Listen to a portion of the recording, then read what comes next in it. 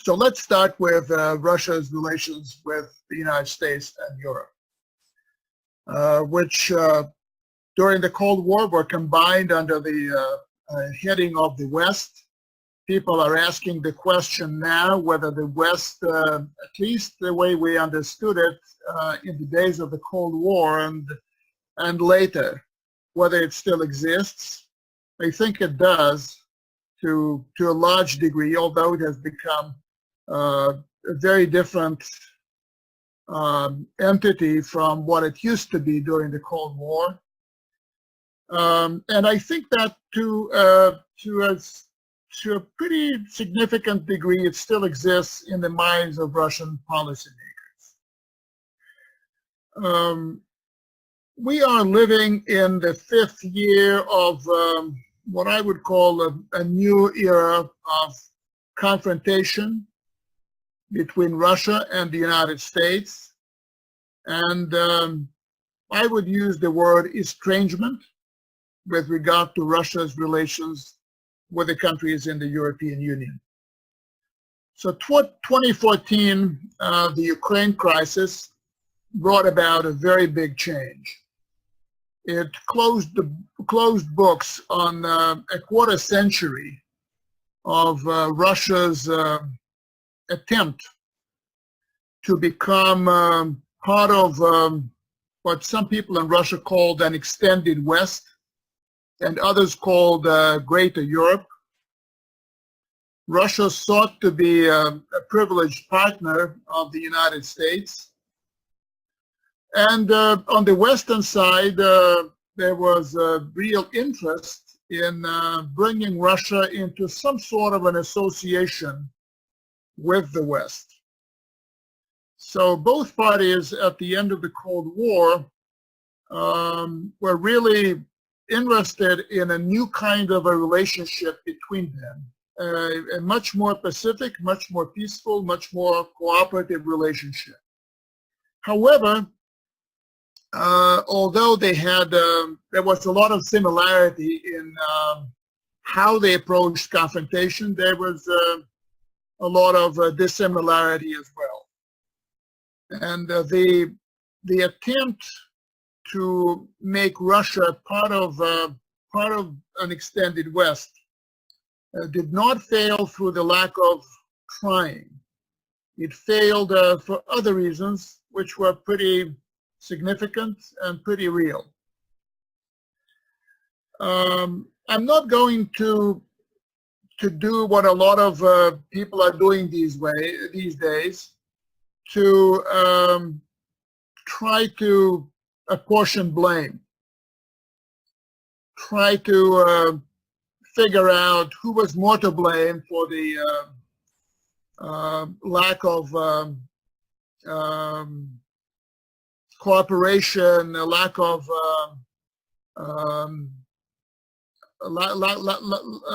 for the failure, I would say, of this attempted integration. I don't think it matters all that much. I don't think we should be talking about blame. I think we should be talking about the various reasons why this unique attempt by Russia to integrate into the West failed, and why the West turned out to be unable to integrate Russia.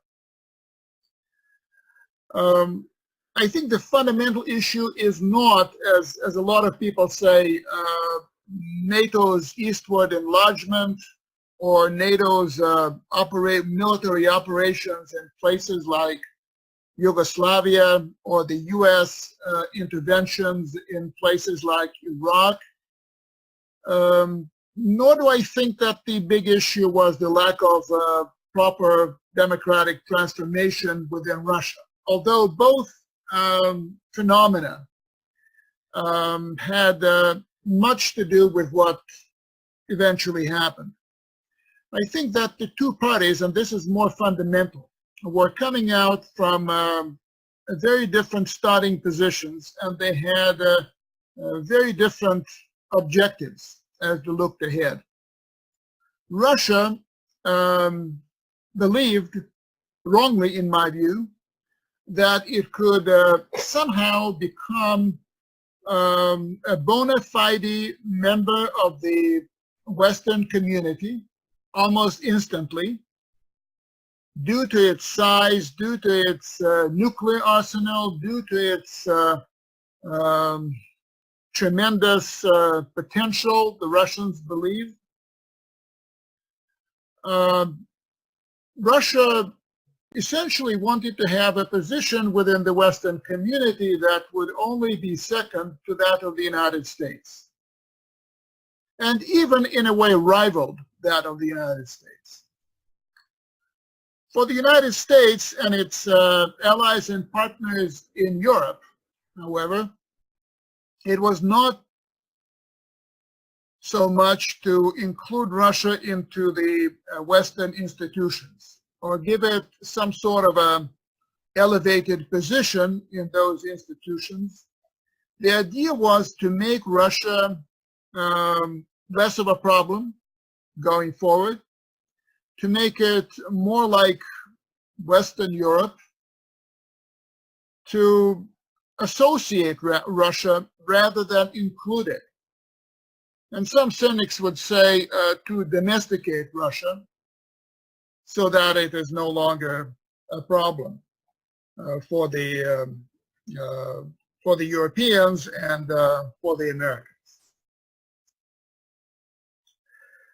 Again, I mentioned a couple of crises that happened along the way, and you can look wherever you want to find those crises of understanding, crises of perceptions. I mentioned NATO's eastward enlargement, that the Russians, the liberal Russians, regarded to be a vote of no confidence in themselves by the West.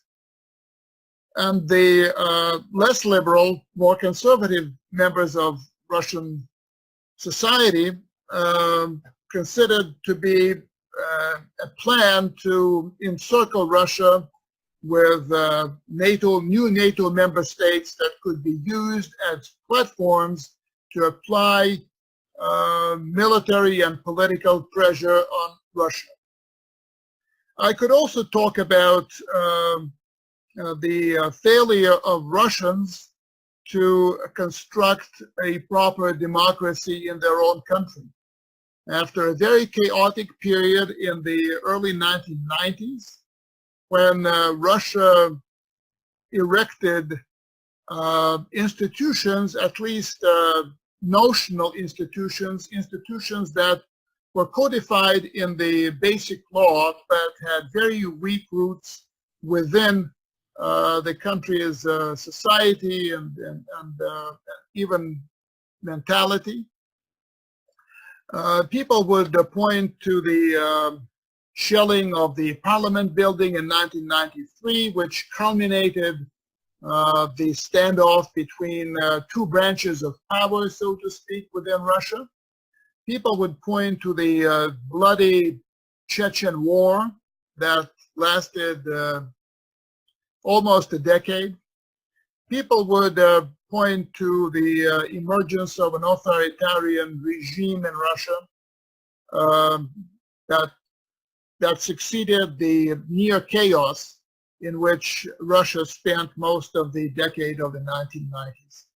But again, the issue is not there. I think that the fundamental problem that prevented in Russia's, if you look from Russia, prevented its integration into the West on conditions that the Russians found proper and deserving, was their failure after a very short hesitation to accept U.S. global leadership.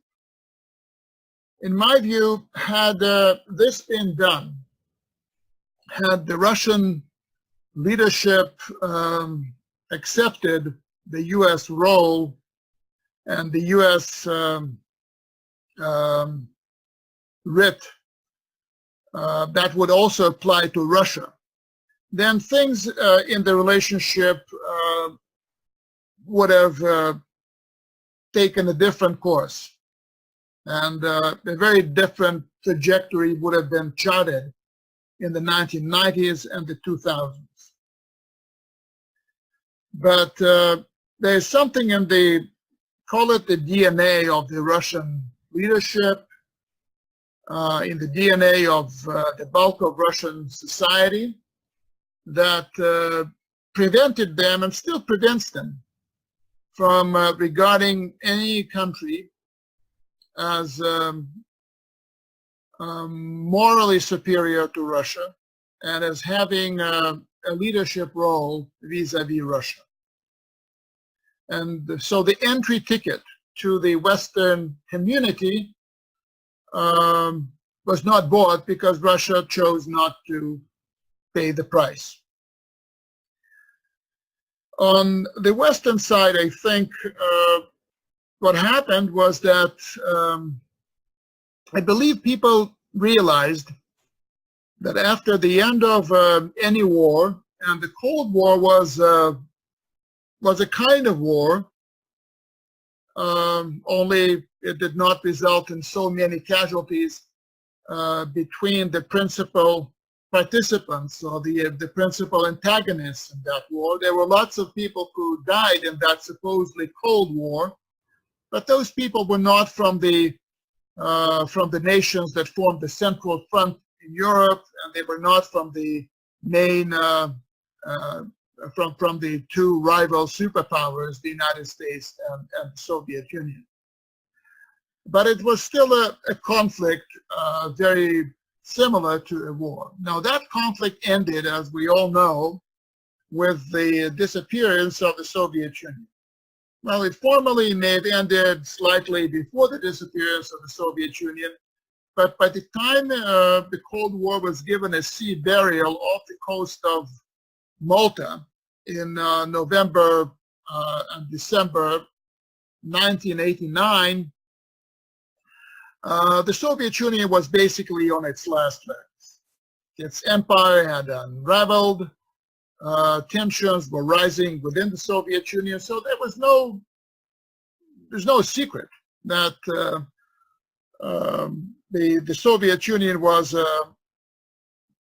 a casualty in the Cold War, that the Soviet Union actually lost it. Not so much the Soviet people, not so much the Russian people who used the end of the Cold War to shake off communism, to shake off the unfreedom of the party dictatorship. So they were the winners. But that is at a different level, at the level of societies, at the level of ordinary people. At the level of states, the Soviet Union was a clear loser in the war. So what do you do when you're a victor in a war, in a major war? Well, you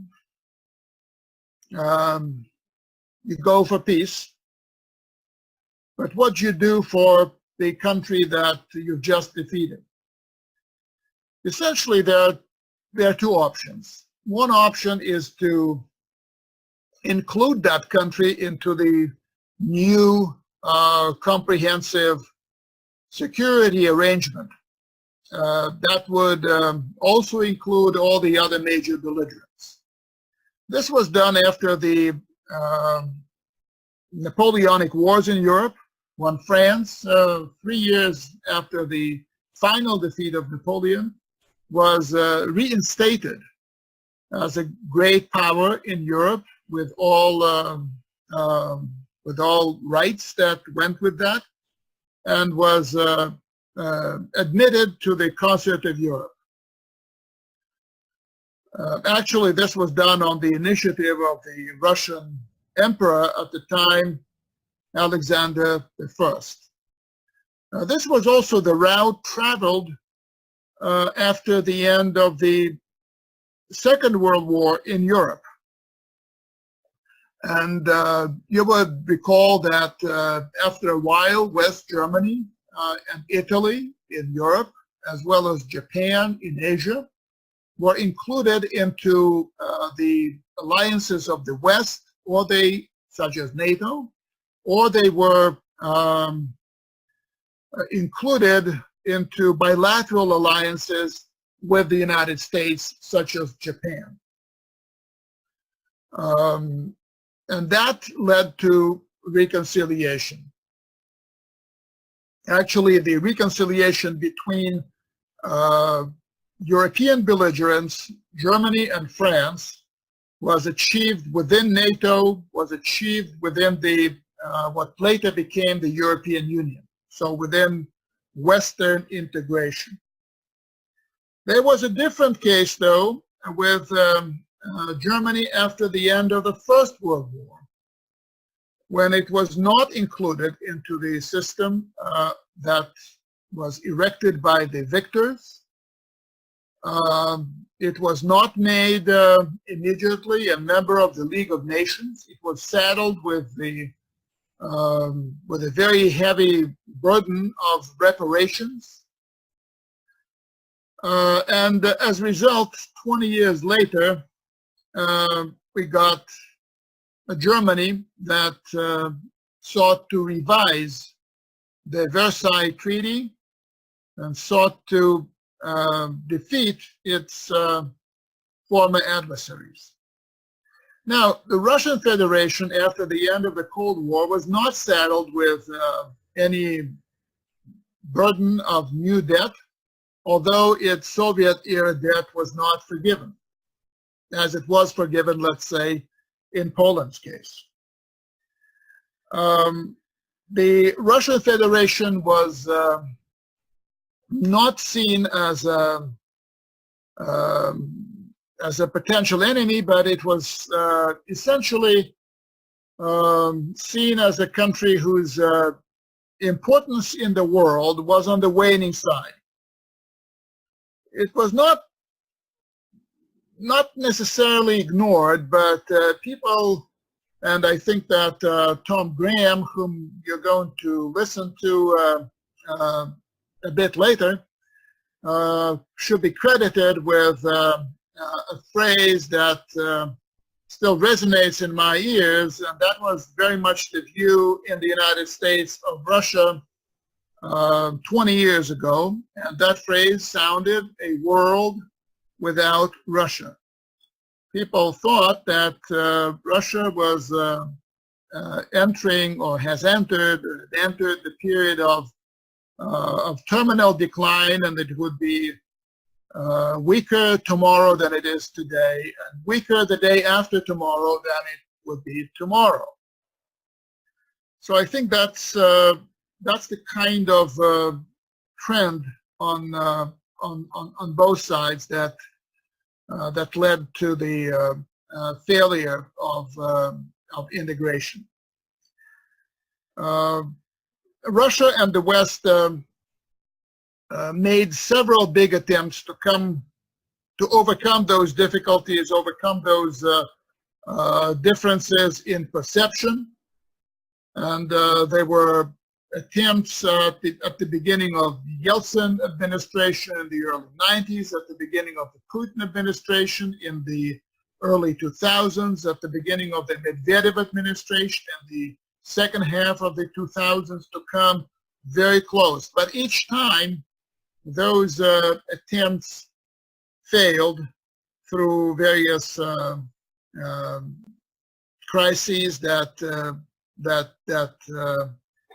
destroyed any attempt at rapprochement.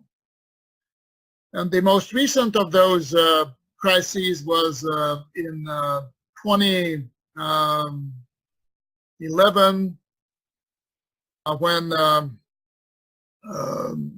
against Russia's expectations, the United States went beyond the United States and its allies. I think more the allies than the United States went beyond the mandate of the United Nations and intervened in force in Libya to topple the then dictator Muammar Gaddafi. That, I think, led to a major change in the Russian perception of what could be done with the West.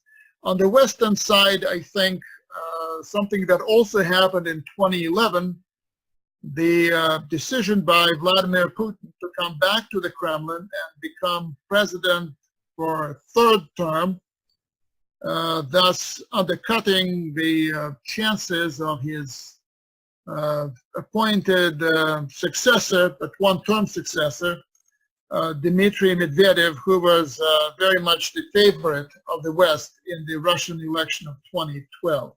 So I would say 2011 marks the time of the final crisis of this cooperative phase in the relationship.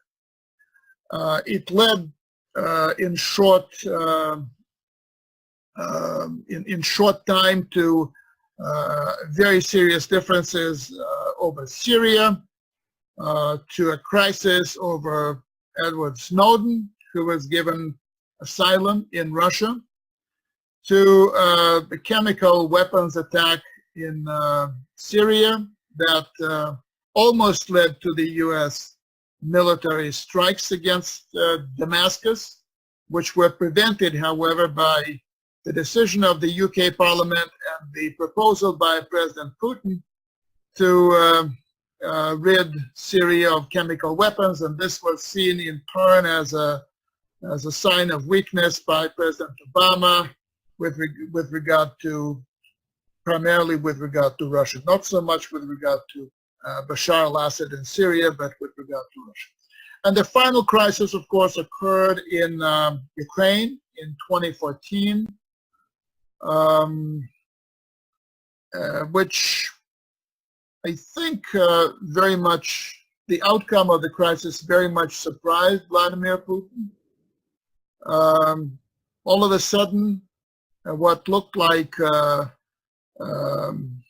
demonstration that potentially could have been dispelled by the forces loyal to then President Yanukovych, that Maidan, as it was called, turned victorious and swept away the government of Yanukovych and presented Vladimir Putin with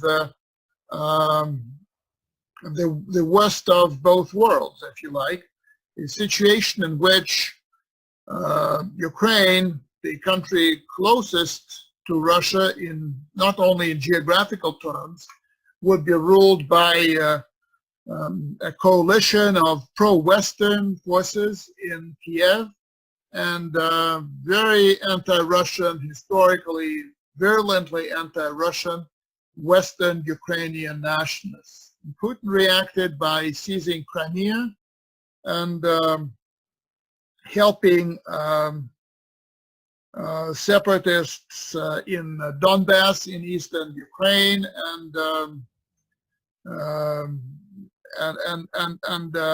that led to the breakdown of the previous relationship between Russia and the West, not just the United States. And that led to the crisis which we're going through. The crisis not so much the crisis, I think the crisis actually only lasted for about a year. After it was over, in my view, 2015, we entered a prolonged era of confrontation and with regard to the United States, and estrangement with regard to Europe. Now, a lot of people call this new situation a new Cold War. And I must admit that I was one of the early supporters of that thesis. I remember writing in late February 2014 about a new Cold War as a result of what was happening in Crimea and more broadly in Ukraine. But later, and actually quite soon, I thought again, and I rejected my earlier notion of a new Cold War. What we're witnessing now is very different from the Cold War.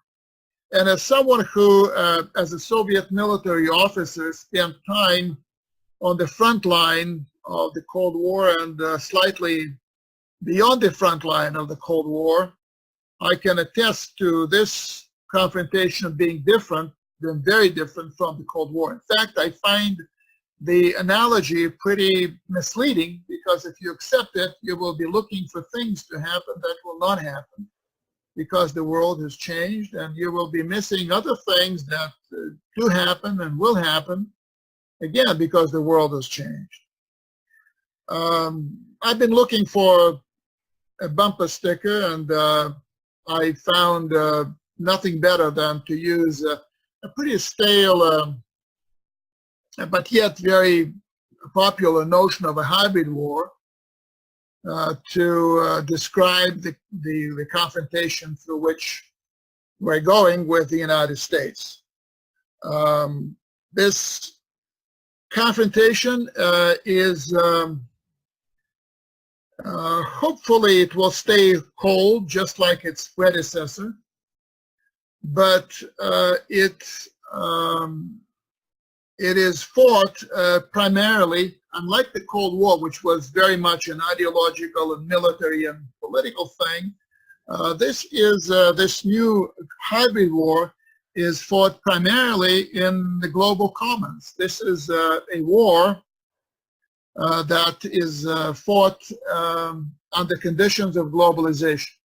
So such areas as economics, or information, or domestic politics, or cyber have become the battlefields of choice between the United States and Russia. And by the way, I know that the notion of hybrid warfare, not hybrid war, but hybrid warfare, is very often and very actively used in Western debate, but it is believed to be a description of the tactics used by the Russian government in this confrontation. In my view, we have a two-way street here. We have a conflict in which both sides are actively involved. I find it hard to accept that Russia is the only active participant and everyone else is very passive. I don't think that's the case. I think that both sides are, as I said, pretty active in this thing. I look at this confrontation as being, unlike the Cold War, highly asymmetrical. The Cold War was essentially a contest between two more or less co-equal parties. The Soviet Union and the United States boasted equal, at the end of the Cold War, or toward the end of the Cold War, boasted equal numbers of nuclear warheads, which was the principal currency in that contest. Each of them had the loyalty of roughly half the world. Well, we may discuss which half was richer, which half was better, if you like. But it was a global battle, and that battle was the centerpiece of international relations.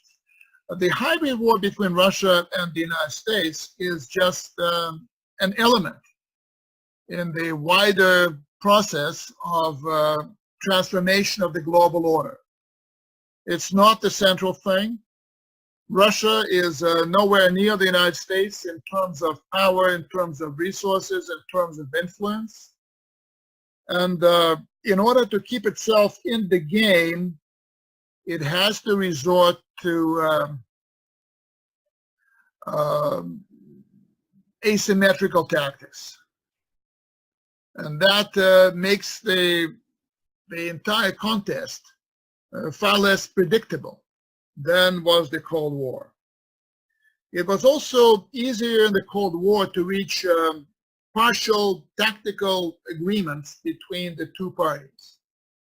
Today, the two parties not being equal, and not only in material terms, but in moral ethical terms. When one country is in this contest is seen as highly toxic, you find it much more difficult to even sit down with the leadership of that country and have a productive dialogue. And that, I think, will have a major impact on how this conflict will continue and what its outcome will be. Frankly, to me, the outcome is wide open. I'm at a loss to say what is the more likely outcome of this confrontation. I think it will last still many years. I do not see an easy or early exit from the situation in which we find ourselves. I don't think that Russia, as long as it's led by Vladimir Putin, will start making strategic concessions to the United States. I don't think that they consider surrender. And in my view, the United States would find compromising with Vladimir Putin something akin to compromising oneself. So I find, unlike in the days of the Cold War, I find it more difficult to think in terms of give and take compromise solutions to the various partial issues. I have about 10 minutes to go before we break for recess. Let me talk a little bit about Russia's relations with the European Union. You will have noted that I spoke about confrontation between Russia and the U.S., but not about confrontation between Russia and Europe. I think that qualitatively the relationship, although it is in many ways adversarial, in many ways there's a similar lack of trust, it is still of a somewhat different quality. I call it estrangement. As seen from Moscow, the countries of the European Union are not so much adversaries that the United States is, but more like allies of the principal adversary. And they are caught in the crossfire. They are complicit from the Russian government's perspective through their support of the sanctions, through their support of various NATO programs. But the contest, the battle is not with them. It is with the United States. Whereas with the U.S., the only serious issue on the agenda now, as we speak in June 2018, is war avoidance. With the European Union, it is the agenda is primarily economic. The European Union is the principal, used to be and still is to a large degree, despite of the sanctions, one of the principal, or maybe the principal, be better said, source of technology and investment to Russia. Although China has recently overtaken Germany as the exporter of machine tools to Russia. The issues on the Russian-European agenda do include a number of geopolitical situations, such as Ukraine through the Minsk process, but there's still an understanding that anything and everything that has to do with security is to be decided or not decided between Russia and the United States. Europe is a partner, but it's a partner of the United States, and Europe is clearly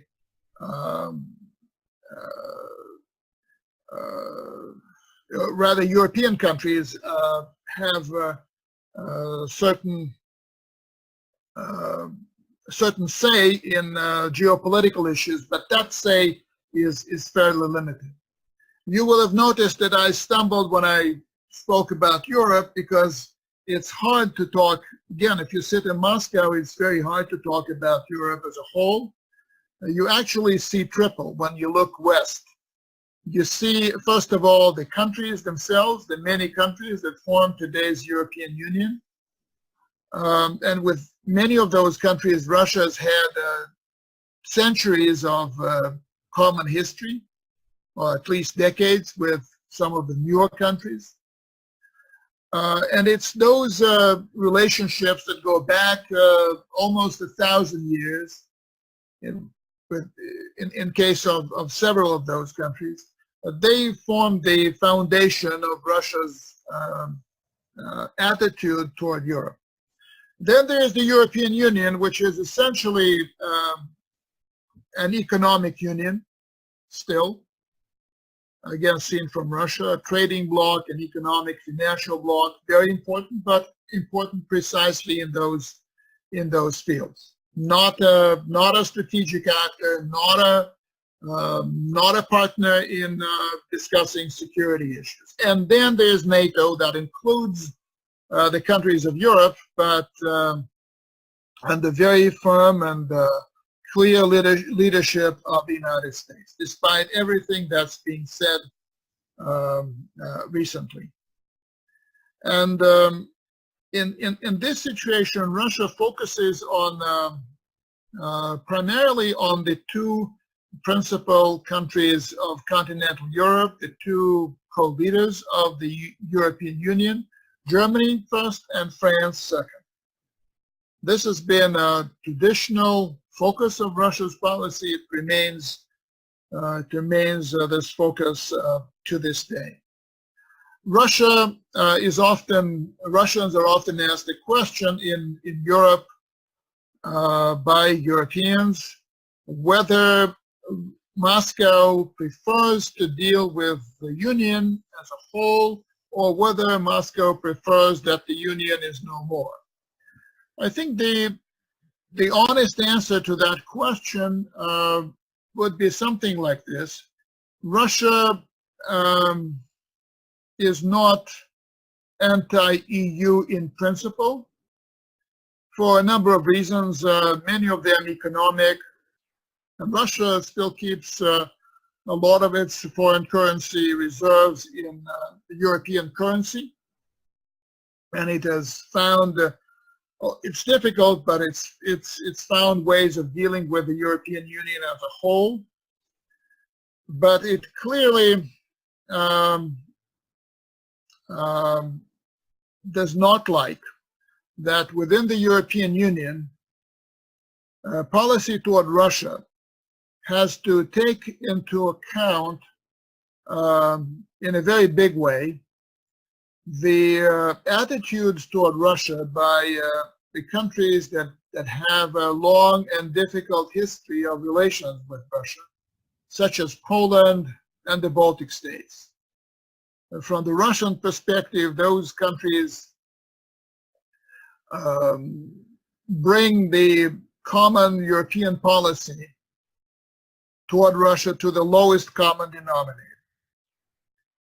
The other thing that the Russians object to, or wish it were different within the European Union or with the European Union, is its position vis-a-vis the United States.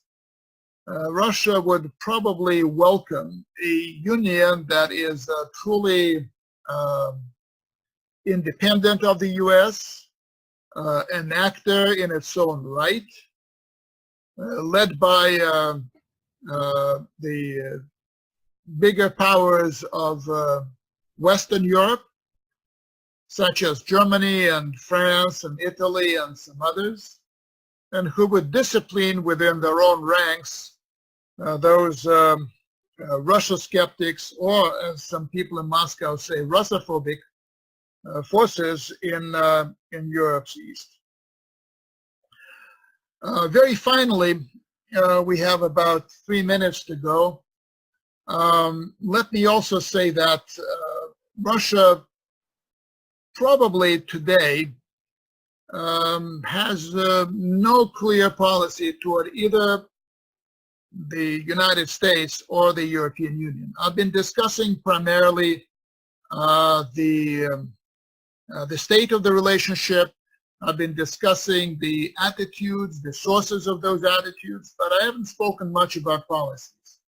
With regard to the U.S., I think the situation is pretty frozen. Nothing positive can be done, so many people in Russia believe, with the United States for the time being.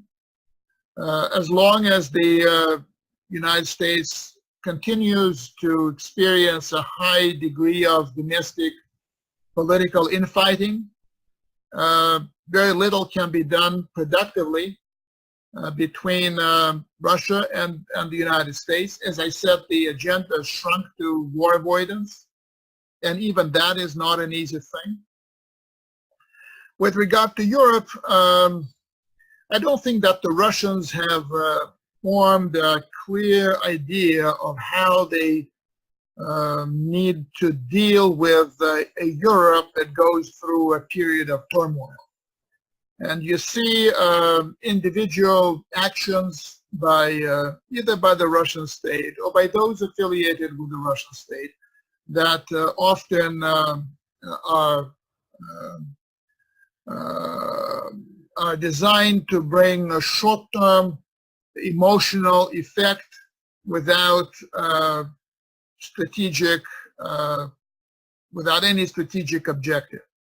We've seen that with regard to Germany, we've seen that with regard to France, and we've seen that, frankly, with regard to the United States. I'd be happy to discuss the issue of the Russian meddling in the U.S. election in the Q&A, but in my view, this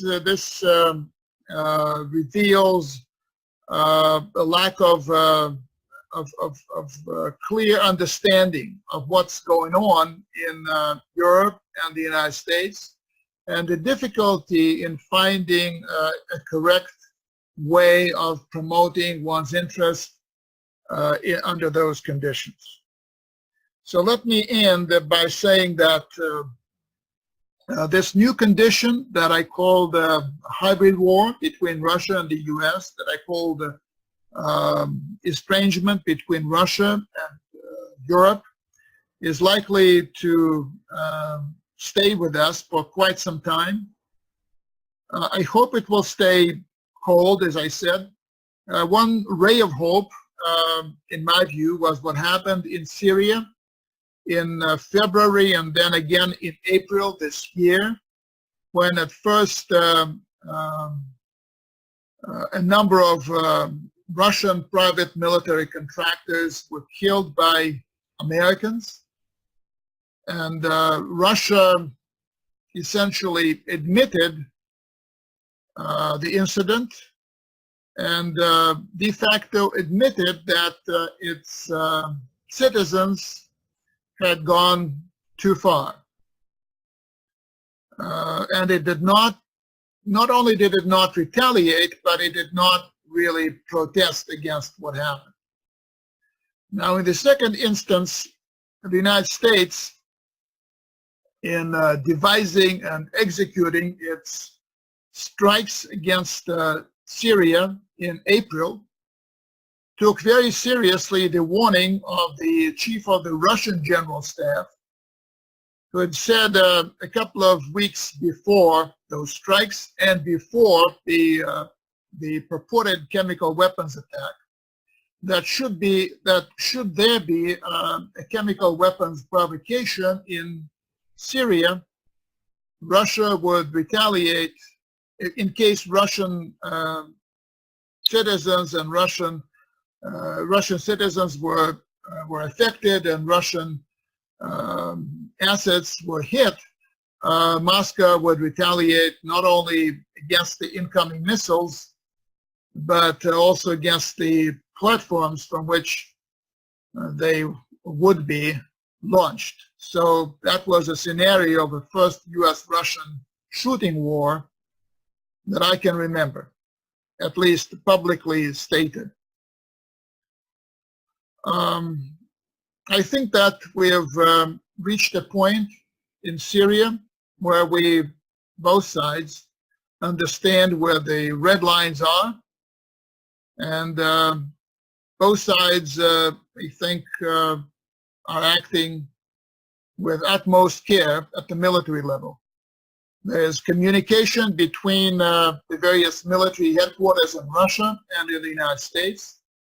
There's communication between the security agencies.